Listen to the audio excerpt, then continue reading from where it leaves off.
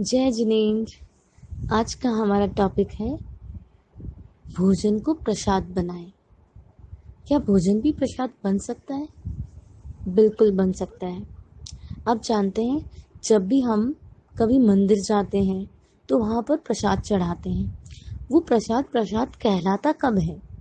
वही पेड़े जो हलवाई की दुकान पर थे, जैसे ही वो वहाँ से हमने इस भावना से खरीदे कि मुझे ये मंदिर में चढ़ाने हैं, भगवान को भोग लगाना है, वहीं से उसके प्रसाद बनने की प्रोसेस शुरू हो जाती है। और ये प्रोसेस कब तक चलती है? हमने मंदिर से दुकान से पेड़े खरीदे, फिर पूरी श्रद्धा और भावना के साथ मंदिर की ओर हमारे कदम जा रहे हैं, और फिर जाकर हम मंदिर में पुजारी को पेड़े का डब्बा देते हैं। उसके बाद भी परमात्मा की मूर्ति को उसको भोग लगाते हैं, और हम वो भोग लगाने के बाद हमारे हाथ में देते हैं। वो क्या हो गया? अब वही पेड़े अब प्रसाद का रूप ले लेते हैं। ये कैसे हुआ? बिल्कुल एक छोटी सी प्रोसेस है। ठीक हमारे भीतर भी हमारा ये जो शरीर है, ये परमात्मा का मंदिर है। इसके अंदर, हर शरीर के अंदर वो परमात्मा है, हमारा ईश्वर बैठा है, और इसे हम प्रतिदिन भोग लगाते हैं। लेकिन क्या हमारा वो भोग, हमारा वो जो भोजन, वो प्रसाद बन पाता है? तो आइए हम अपने द्वारा ग्रहण किए गए उस भोजन को प्रसाद बना सकते हैं। कैसे? जब भी हम भोजन करने बैठे हैं, जैसे ही हमारे द्वारा भोजन बनाया जा रहा है, तो उस समय हमारे भाव बहुत शुद्ध और पवित्र हो।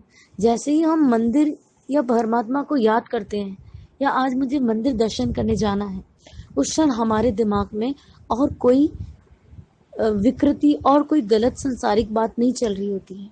एकदम स्मरण मात्र से हमारे विचारों में पवित्रता आने लगती है। ठीक वैसे ही जब भी भोजन का निर्माण किया जा रहा है, तो उस समय हमारे विचारों में भी सात्विकता हो, क्योंकि भोजन बनाते समय जो विचार है वो भी उस भोजन को प्रसाद बनाने में मदद करेंगी। बहुत शुद्ध पवित्र भावना के साथ, सतोगुण के साथ स्वास्थ्य बढ़े, शरीर निरोगी हो, प्रसन्नता दे, इस तरह की शुद्ध भावों के साथ जब वो भोजन बनाया जा रहा है, उसके बाद जब भोजन परोसा जा रहा है, तो जैसे ही सामने थाली में भोजन आया है, उसको देखते ही मन में एक प्रसन्नता आए। वो भी ये कि जैसे सचमुच मेरे भीतर बैठा हुआ परमात्मा, उसको भोग लगाया जा रहा है। तो सोचिए, उस वक्त अगर टीवी, मोबाइल, न्यूज़, अखबार, इस तरह की भी चीज़ें पास में पड़ी हों, तो क्या हमारा भोजन प्रसाद बन पाएगा? भोजन को प्रसाद बनाने के लिए सबसे ज़रूरी है फिजिकली एंड मेंटली, यानी शारीरिक और मानसिक दोनों ही तरह से हमारा उस समय भोजन के प्रति जागरूक सजग होना। जैसे ही हम उस भोजन को देख रहे हैं, तो देखते समय हमारे मन में ये भाव आए, आरोग्य बोहि लाभम समाहिवर मुत्तमम दिंतु। लोगस्य का पाठ हमने कई बार पढ़ा, सुना भी होगा, सामायिक सूत्र में सुना, प्रतिक्रमण में भी सुना। तो लोगस्य के पाठ के नीचे नीचे की जो लाइनें आती है, उसमें एक लाइन आती है, आरोग्य बोहि लाभम समाहिवर मुत्तमम दिंतु, यानी आरोग्य शारीरिक लाभ, निरोगता स्वस्थ शरीर, बोधि लाभ यानी बुद्धि प्रज्ञा जागृत, सद्बुद्धि मिले, और समाधि मिले, आत्मिक शांति, समृद्धि और समाधि मिले। ये तीनों की हम वहाँ मांग करते हैं।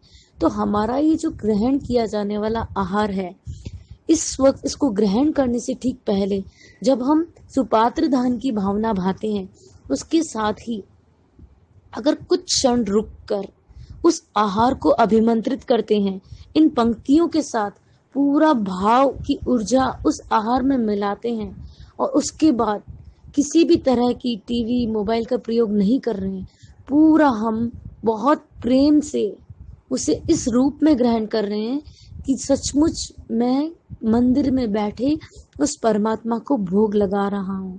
तो सचमुच प्रतिदिन हमारे द्वारा ग्रहण किया गया वो आहार एक औषधि बन सकता है, अमृत बन सकता है।